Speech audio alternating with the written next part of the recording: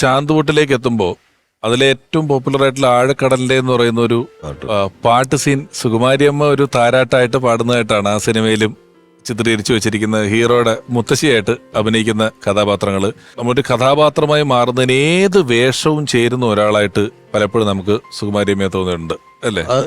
ഭയങ്കര വേഴ്സറ്റൈലായിരുന്നു, ഭയങ്കര എനർജി ഉണ്ടായിരുന്നു അവർക്ക്.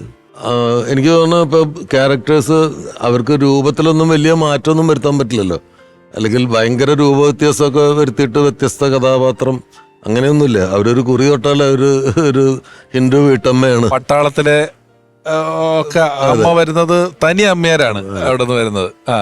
എങ്ങനെ വേണമെങ്കിലും മാറാൻ കഴിയുന്ന ഒരു ഗ്രേസ് അവർക്കുണ്ടായിരുന്നു. പിന്നെ ക്യാരക്ടർ എന്ന് പറഞ്ഞു കഴിഞ്ഞാൽ അത് എന്ത് ദുഷ്ടകഥാപാത്രമാണെങ്കിലും എന്ത് വൾഗറായിട്ടുള്ള ക്യാരക്ടർ ആണെങ്കിലും ഒന്നും ചെയ്യാനൊരു മടിയില്ല. അത് അവരുടെ ഒരു പ്രൊഫഷനെ അത്രയും സിൻസിയറായിട്ട് ആരാധിച്ചിരുന്ന ഒരാളാണ്. ഇത്രയും ആസ്വദിച്ച് ജോലി ചെയ്യുന്ന ഒരാളെ ഞാൻ കണ്ടിട്ടില്ല. അതുപോലെ തന്നെ സെറ്റുകൾ അവർക്കൊരു വീട് പോലെയാണ്. ആ സെറ്റിലുള്ള എല്ലാ ആൾക്കാരും അവരുടെ മക്കളാണെന്നുള്ളൊരു ധാരണയുണ്ടായിരുന്ന ഒരാളാണ്. ആ സിനിമയ്ക്ക് വേണ്ടിയിട്ട് പ്രാർത്ഥിക്കുക. ഇത് ചിലപ്പോൾ ഒരു സ്ഥലത്തൊക്കെ നമ്മൾ കാണുമ്പോൾ ചിലപ്പോൾ ഇത് വെറുതെ മസ്കടിക്കാൻ വേണ്ടിയിട്ട് അല്ലെങ്കിൽ ആളുകളെ സൂചിപ്പിക്കാൻ വേണ്ടി ചെയ്യണം.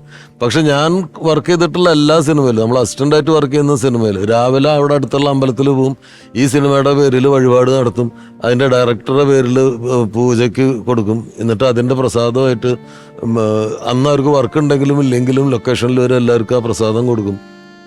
അത് അവർക്ക് ആ സിനിമയോടുണ്ടായിരുന്ന ശരിക്കുള്ള സ്നേഹം കൊണ്ടാണല്ലോ. അതായത് ആരെങ്കിലും സന്തോഷിപ്പിക്കാനോ അല്ലെങ്കിൽ അടുത്തൊരു പടം കിട്ടുന്നതിന് വേണ്ടിയിട്ടോ അങ്ങനെയൊന്നുമല്ല. അവർക്ക് സിനിമയോട് അത്രയും സ്നേഹമാണ്.